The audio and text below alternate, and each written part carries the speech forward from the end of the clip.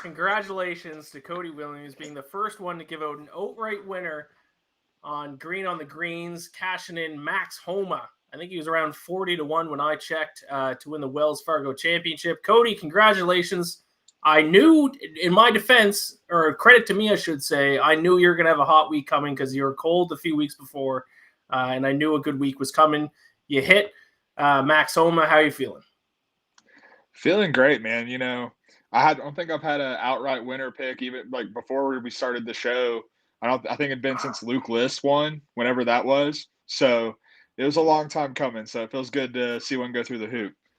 Yes, especially, the show is still somewhat new. We've only been doing it a couple months, but it's good to get one show outright pick under our belts there. So Max Homa, big win.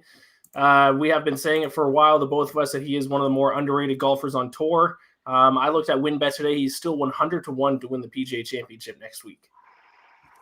I mean, that's a little tasty. You have to sprinkle on that. I will say, though, that is one of the things that's like, if you're thinking about like the narrative wise, like what's next for Max Homa, it's competing in majors because he's been awful in majors, frankly, for how good of a player he has been. He's not been good in majors. So that's the next step for sure.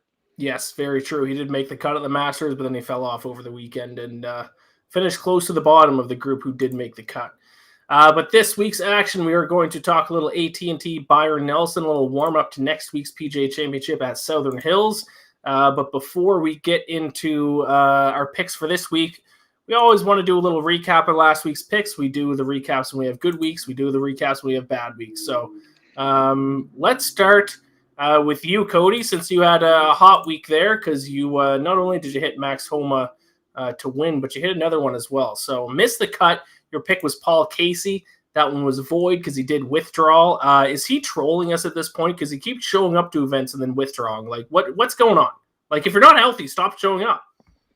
It goes back to, I think it was last week we were talking about the PGA Tour needing transparency, last week or the week before, and it goes back to that. Like, for DFS and betting, like, you can't have players doing stuff like this because, I mean, this is the third tournament in a row that he's done this at. So something's got to change with the way they handle this type of stuff. Yeah, not good. But that wasn't a loss for you. That's kind of a void. Brandon Wu, kind of your one miss of the week. Got him to finish top 20. He missed the cut. But then Rory McIlroy, top 10. It was a square bet. I did tease you for that, but it does cash. You did finish 5th. So you could have got a little bit more aggressive, but easy plus money winner. Wasn't huge odds, but slightly over plus money. Tony Finau, top 5. He did not have a great week, T41. And then Max Homa, as we mentioned, winner for the week. Great event. Great Sunday by Max, too. Good to see from him. I had an all right week. It was profitable. I was kind of one stroke away, having actually a pretty solid week, though. Miscut, Gary Woodland, plus 175. We haven't been great, or at least I haven't been great with my miscut calls, but I did nail that one. Ricky Fowler, that was the one that kind of stung. Not a lot of people believed in him. I thought he was going to finish top 20, and he finishes T21. Misses it by a stroke. Tough. The pain. But then I did hit my lefty, Brian Harmon, top 10. He was finished T9, so I did hit that one. That was a nice little payout of plus 550. So plus 175 winner, plus 550 winner brings me to the profit. But then top 5, Matt Kuchar finished T49. He wasn't really close. And then Corey Connors. I'm done with you, Corey Connors. That's it. Finished T21. That was his. He just didn't show. I didn't watch the full event. I watched his round on Thursday though, and I think he literally lost like 2.5 strokes putting. He just could not hit a putt, and a lot of them were like inside 10 feet. It was unreal. Like every bad thing that people say about Corey Connors and why he doesn't win more than as often as he should was on display on Thursday because he just looked completely lost whenever he got on the greens. Yeah, rough go for Corey Connors. So, but like I said, I did finish profitable and closest to the win. You've tied it up. Not only do you get the outright win, not only do you hit Rory McIlroy top 10, but closest to the win. Our little head-to-head competition. I went up 1-0 last week. You tie it back up. Austin Smotherman finished T25. My pick, Sadoshi Kodaira, I believe is how you pronounce it now, missed the cut. So tied back up at 1. You're riding high right now. That only means there's one direction to go, and it's not a good direction. No, I think you got a couple weeks of riding this high out. Let's start off just like we did last week. Let's start off with our closest to the win picks. So if you're new to this segment, we both pick a long shot of at least 150 to 1 odds. The golfer out of the two of us who finishes closer to the win, aka just further up the leaderboard by the end of the weekend, gets a point. And at the end of the PGA Tour season, the loser in our competition pays for a round of golf for the winner. So we are now tied 1-1. Cody, let's start with you for the AT&T Byron Nelson. This is where we'll start things off. Give me your pick for closest to the win this week. So for closest to the win this week, I'm going with my boy Doc Redman. Pretty simple with how I'm looking at this week. I think approach play, as it often is, but I think especially this week, it's going to be crucial to whoever plays well. And Redman does not have a lot of consistent parts of his game, but his approach play is the most consistent part. And that's one of the reasons why he finished T9 here last year. He's flashed a bit of form recently. This kind of goes back to what we were saying a couple of weeks ago, where, you're kind of grasping at straws when you're looking at recent form with guys that are north of 150 to 1, but he has 3 top 50s in his last 6 starts.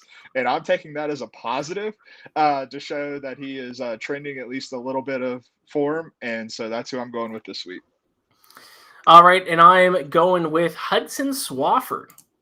Already has a win on tour this season, won the American Express, has made 4 straight cuts. So you say top 50, I like to just say they made the cut, which is good because sometimes in this competition, as a motorcycle drives by my part window, all you need is a guy to make the cut like yours did last week, and that could be good enough for the point. 34th in strokes gained approach, 32nd in birdie average. So good enough for me in an event that I think is going to be a birdie fest. So Hudson Swafford going up against Doc Redman and close to the win this week. Battle of the Titans. Battle of the Titans. So let's, I don't think there's anything else to go over. I think we can dive right into our picks for AT&T Byron Nelson. As always, let's start with our pick to miss the cut. I don't think you're going to like mine at all, but we will tackle that in a second. Let's hear your pick to miss the cut this week. To miss the cut this week, I'm going with Tommy Fleetwood. If you look at his recent form, you might be thinking, Tommy Fleetwood's trending back to the player that we saw a few years ago. He has 5 top 22 finishes in his last 6 starts. And so I think he might actually be, if someone's just from the outside looking in and just looking at recent form, I think people might like him. But like I said before, I think approach play is going to be of paramount importance this week. And he's actually slightly losing strokes on approach over his last 50 rounds. And he's been gaining a ton and finishing well because of his short game. I think that's a very volatile place to be when you're in, like you said, I think it's going to be a birdie bonanza this weekend. You're going to have to go low. I think it was 25 under won this tournament last year. So, I think that if you're relying so heavily on short game to do that and you're not putting yourself in good position with your approach, I think that's going to put you in real trouble. And in this case, I think it's going to lead to Tommy Fleetwood missing the cut. Tommy Fleetwood used to be a guy I used to bet on all the time, and now he has kind of gone the way of what Corey Connors went this week, where I just gave up. I'm like, I'm done betting on this guy. He can't win on the PGA Tour, and every time I bet on him, he stinks. So I'm not going to defend Tommy Fleetwood this week. My pick to miss the cut, Brooks Koepka. Ooh. I am sick of people every single week. I see that every single week that he competes in a golf tournament, I look at Twitter and people are like, oh, Brooks Koepka 30 to 1. That's an auto bet. This is his week. His run in 2017 and 2018 was so good that has now poisoned people's mind into thinking that he's an auto bet almost every single week. He's 89th in total strokes gained this season, 110th in strokes gained approach, 108th in strokes gained tee to green, 48th in birdie average. He's missed the cut in 4 of his last 8 starts. That's a 50% cut rate over his last 8 starts on the PGA Tour. I'm done with Brooks Koepka until he wins again. I'm just not betting on him. I saw one guy cite the Waste Management Phoenix Open from like 2 years, like last year's. That's like 15 months ago, 16 months ago. That makes him a good bet this week? No. Brooks Koepka stinks. I will save my thoughts on this for a little bit later. I'll say. I thought you might. Before we get into our now that we're done with Missed Cut, before we get into our actual top 20, top 10, top 5, and to win picks, how are you handicapping this event? So the two big things I looked at were, as I've said already multiple times, strokes gained approach, and then I'm also looking at birdie average for the most part. I mean, obviously, I always factor in, other things like recent form, trends, and stuff like that. But in Right. terms of like the two metrics I'm looking at the heaviest, those are the two because I think the scoring is gonna be low if it's anything like it was last year, and then from everything I'm seeing, how the position players put themselves in on their second shots is going to be the most critical thing. Yeah, this event, what is it? TPC Craig Ranch? Is that what it is? Yeah, it sounds like a country band. Yeah. This course is part of it is easy to handicap, but also part of it's difficult to handicap because it doesn't really have any defining features. The fairways are easy to hit, some of the widest on tour. The greens are bigger than average, so easier greens to hit. So it's easy in the sense that like you don't need to dive too deep into it. You can just kind of look at the basic stats that you look at every week. But then that also makes it hard because it doesn't narrow down the field at all. If it's a event like last week where guys who aren't accurate with the drivers aren't going to win, that makes it a little bit easier. You can like cut off half the field right there. Like anyone could win this week. So I'm with you. Strokes gained approach, birdie or better percentage is massive because it's going to be birdie fest. It's going to be lower than 20 under.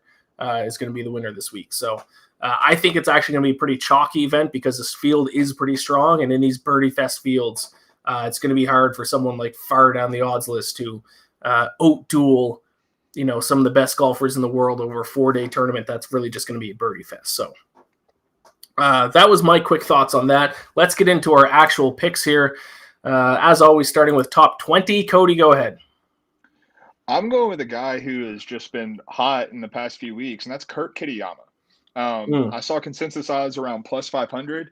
He's coming into it in great form. He was tied for second at the Mexico Open, and then it followed up by going T15 last week. And the thing that really stuck out to me is he's been doing it with his iron play. Over the last 30 rounds, he leads this field in strokes gained approach per round. And, Kurt Kitayama is not a household name by any means, but he's a guy who we've seen pop up on leaderboards throughout this year. And when he's having success, he's doing with his irons, and he's obviously playing really well with his irons with this last two finishes. The other thing that stuck out to me is he's also gaining off the tee and with the putter, and like that's not a paramount importance this week, but at the same time, that's more eggs in the basket that he's doing things well right now. And for just a top 20 play for a guy who's done it the past two tournaments, I really like his odds right here. Yeah, recent form, he has been great. I like that. What did you say the consensus odds were for him? Plus 500 for a top 20. Pretty good. Pretty good for a top 20 bet. I'm just trying to find consensus odds for my top 20 bet right now. Because I'm going for my top 20 bet. I noticed how far down the odds list he was, and I was shocked. And that is last year's winner, KH Lee. 3-1 I'm seeing is around consensus for him to finish in the top 20 this week, which is pretty good value, like I said, considering he literally won this event last year. And people don't call him TPC Lee for nothing. I don't know. I don't remember if that was you that told me that nickname or someone else on Twitter, but he always does well at TPC courses. So it's not an original idea regardless, but TPC Lee, he won this event last year. Now he's not been playing well so far this year, which is why I'm only going to take him top 20. But 4 top 25 finishes. He is coming off a T25 at the Wells Fargo last week, so he is kind of trending in the right direction. But one of the big things I look at is, past success at a course, especially if someone's won this event. It's like they won the event for a reason. They didn't just like randomly get hot. They know how to play this course. Field's a little bit stronger. That's also a bit of concern, but at around 3-1 for last year's winner for the defending champion, KH Lee, TPC Lee. No, I like that. I looked hard at that too because I couldn't believe what his odds were given A, like you said, he's a past champion, and then B, I mean, his record at TPC courses is just, it's like Siwoo at Pete Dye courses. Like it's the same type of thing. Like some guys just have an eye for certain types of courses, and KH Lee seems to do that with TPC courses. TPC Lee. All right, let's move on to top 10. Give me your top 10 pick. Top 10 pick, I'm going with my guy, Aaron Wise. I'm a big Aaron Wise guy, like in general. Like I'll sprinkle him top 10 pretty frequently because I just love him as a ball striker. He's one of the more underrated ball strikers on tour, in my opinion. And he's gaining more than 0.65 strokes per round, both off the tee and on approach over his last 20 rounds. And that shows, obviously that he's in good form right now. And his finishes most recently backed that up. He was T6 in Mexico and then T21 at the RBC Heritage, which the RBC Heritage was really that finish at the RBC Heritage was made me optimistic about him because that's not a course that should theoretically fit him terribly well because he's typically pretty long off the tee. So a place that requires accuracy, that shows he's really hitting the ball well right now. The concern with him is always going to be the putter. He consistently loses strokes with the putter, but he always puts himself in position to score birdies. And for this tournament where I think it's going to be a birdie fest, if he can just be average or a little bit better with the putter, have a hot week, I really like for him to show up well. And, top 10, there is a little leeway to where I'm not asking him to go out and win. I'm just asking him to go top 10. And with the way he's hitting the ball, I really like him to do that this week. Did you have consensus odds for him top 10? Plus 550. So great value too. Yep, I like that quite a bit. I'm going to go a little bit more chalky the rest of the way out here. So top 10, I'm going to go Hideki Matsuyama, plus 240 is around what his consensus odds are. He went through that stretch there just not really being healthy, being a little bit injured, but then people kind of forgot about him. This is a guy who's coming off a T14 at the Masters. He has 4 top 10s already this season. He's 12th in birdie average on tour, 12th in strokes gained approach, 13th in the strokes gained tee to green, and he's 9th on the odds list. So this is a guy who, at an easy course where he doesn't have to have his putting dialed in, because from my understanding, the greens aren't difficult greens to kind of putt on. It's going to be a birdie fest, big greens. He's going to be able to stick it close. I think he's going to go low quite a bit this weekend. Top 10, I think, is around the spot where I'm willing to bet him. I don't think I like him to win. There's a couple guys who I think I like a lot more to win, but for a top 10 finish, he's pretty consistent across his career. I mean, he doesn't have the wins other guys does, but he pretty consistently is a top 20, top 10 guy. So Hideki Matsuyama top 10. Like I said, people kind of forgot about him, but he's one of the better golfers on tour so far this season. He already has 2 wins. No, I really like that pick a lot, especially in this, like you said, this field is a lot stronger at the AT&T Byron Nelson than it was last year. And I think you're getting decent value for someone as good as Hideki here because you don't necessarily think of him as someone who's going to go out and win a birdie fest because he's such a precise golfer with his ball striking. But he is the type of guy, when you give him easy greens, he can really light up the leaderboard. Yeah, exactly. Well, I mean, when he won the Masters, and I've brought this up, I think when we talked with the Masters this year, when he kind of made his charge and kind of established himself as a big leader was on Saturday right after it rained, and there was a little bit of a rain delay, and those greens softened right up, and then he went out there and attacked them. So, Matsuyama can attack these kind of easier, softer greens a little bit. Let's move on to top 5. Give me your top 5. So here's where we fight. I have Brooks Koepka to finish in the top 5 this week. Plus 650 consensus odds is what I saw. So obviously there's value there. You're going to get good value with the top 5 pick for the most part, regardless. But prior to his missed cut at the Masters, he was showing some decent form. He obviously made it to the quarterfinals at the match play and played really well there, and then was top 15 at the Valspar. So I'm not going back to, over a year ago at the Waste Management to show good form.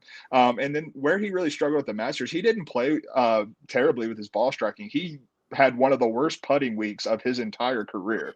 He was just an absolute disaster at Augusta on the greens. And I've said it before, I think putting is the most volatile part of the game of golf, especially when you get to the professional level.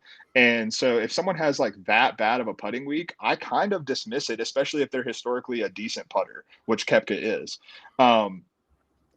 I've been on Koepka multiple times this year because I just think when I watch him play, he is trending in my eyes in the right way.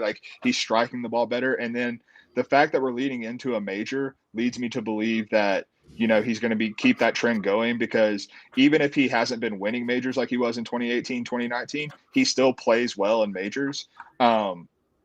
He did miss the cut at TPC Craig Ranch last year, but I think that and combined with the fact that he is, like you said, not necessarily been as good as he is, as the perception says, is depressing his odds a little bit. And so I'm going to try and take the value and try and time when Koepka reaches his peak form just right.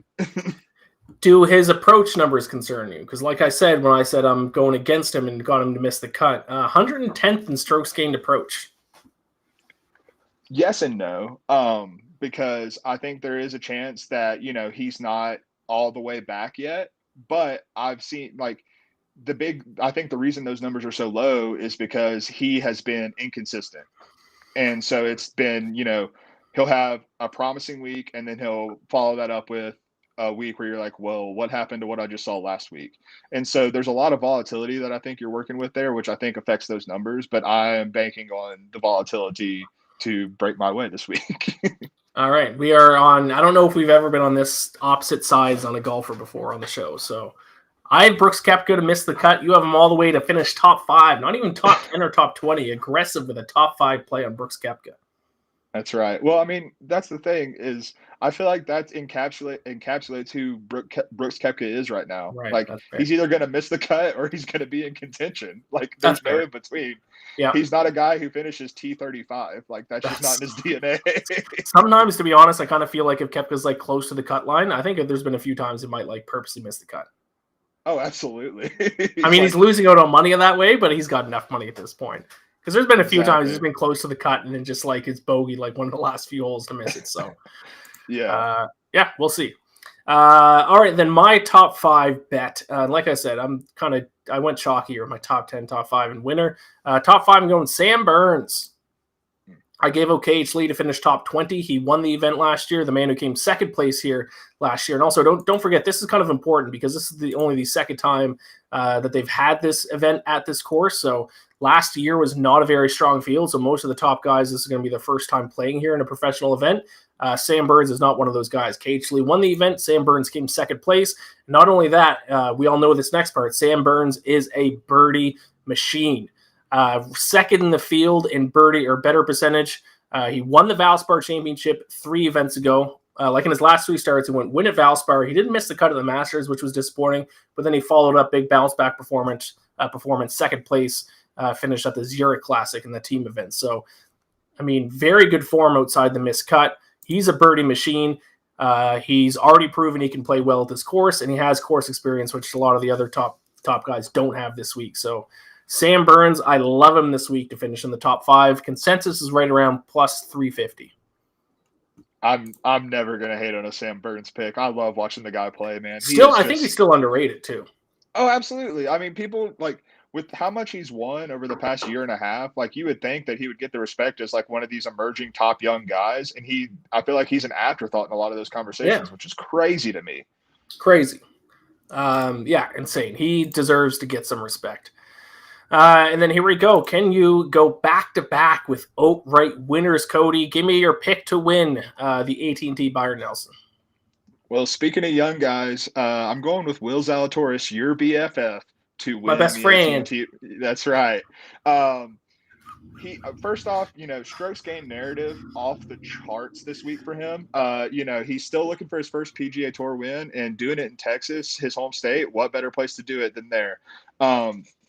But, I've said throughout this that ball striking and approach play are going to be super important if you're going to put yourself in position to score and put a lot of birdies on the card. And he is the only player in the field to rank in the top 5 of strokes gained approach and strokes gained off the tee per round over the last 40 rounds. So when it comes to, his driver and then he gets an iron in his hands, there's literally no one better in terms of balance in the field than him. And then, as was the case with Aaron Wise, and as we've talked about before, the worry with Zalatoris is he looks shaky with the putter, and it's not fun to watch, especially on the short ones where he does the whirly bird before he hits the ball. But he's actually been tour average this year on the greens, so that's a positive. And if he gets a little bit hot, then watch out because he's already T28 in birdie average on the PGA Tour this season overall. And I think he's going to put himself in a lot of great positions. He knows how to play in Texas. And I think this is when Will Zalatoris finally gets a win to his credit. Yeah, so I wrote my betting preview today. It's not up at BetSided yet, but will be up tonight. But Will Zalatoris I picked as one of my outright picks, and basically what I wrote down was almost word for word what you just said. Still looking for his first PGA Tour win. What better place to do it than the state of Texas? The greens aren't necessarily tough to putt on, so he should be able to putt on fine on there.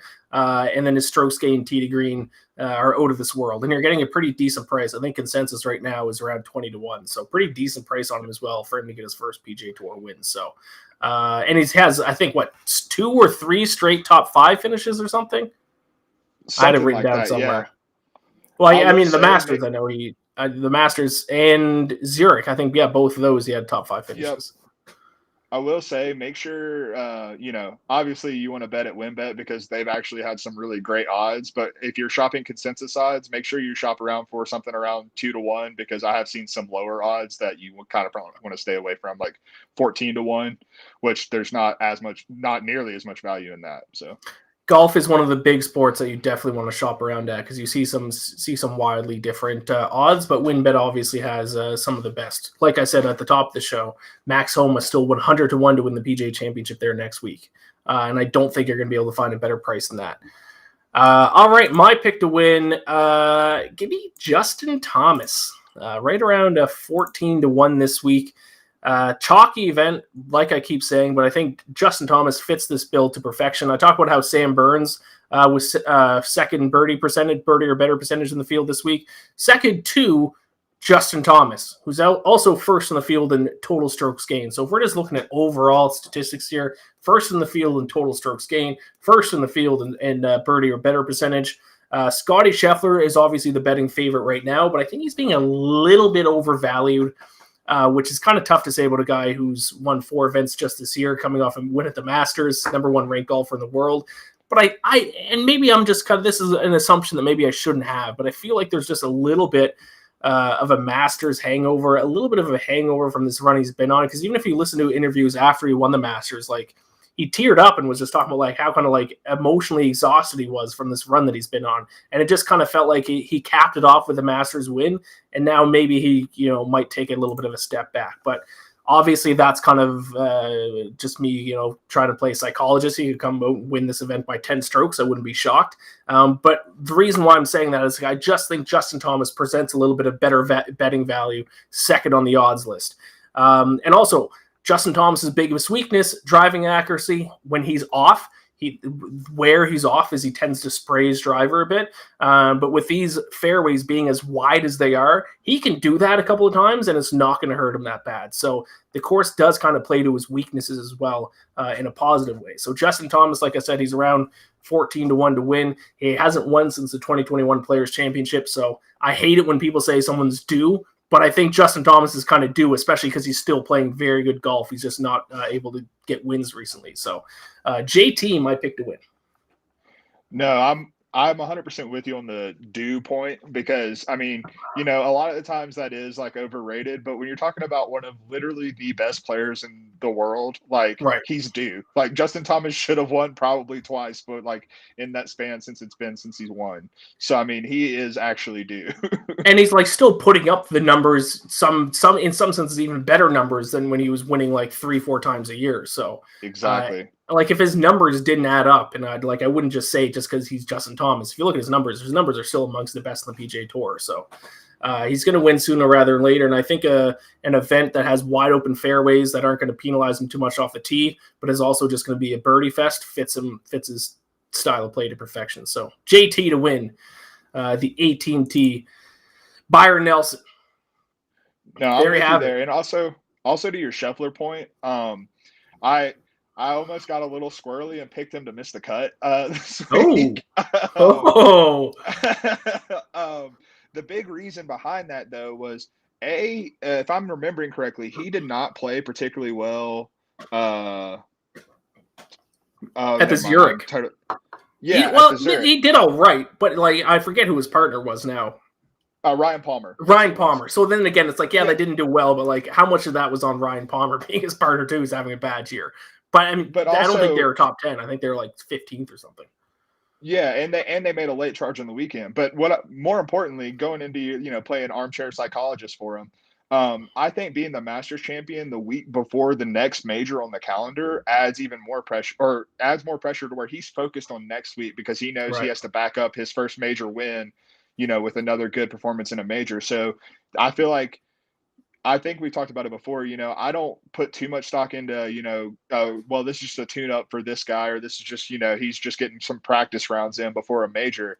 But I do think when you're talking about added pressure, I think that actually factors into it quite a bit. So, I'm not high on Scheffler, especially at what his odds are at this week. So for sure, I would have loved if he would have picked Scotty Scheffler to miss the cut. That would have been an all-time hot take that I could have got behind. So that's our show. Go ahead, Cody, and just rip off your picks really quick. If you still all right, so to miss the, I do. So to miss the cut, Tommy Fleetwood, top 20, Kurt Kitayama, top 10, Aaron Wise, top 5, Brooks Koepka. To win, Will Zalatoris, and then closest to the win, I have Doc Redman. And I got missed the cut, Brooks Koepka. We're going head-to-head with that one. I'm excited to see how that turns out. Top 20, KH Lee, a.k.a. TPC Lee. Top 10, Hideki Matsuyama. Top 5, Sam Burns. And then winner, Justin Thomas. And then closest to the win, Hudson Swafford, which might be the most golf-sounding name of all time. So there you have it, ladies and gentlemen. That is this week's episode of Green on the Greens.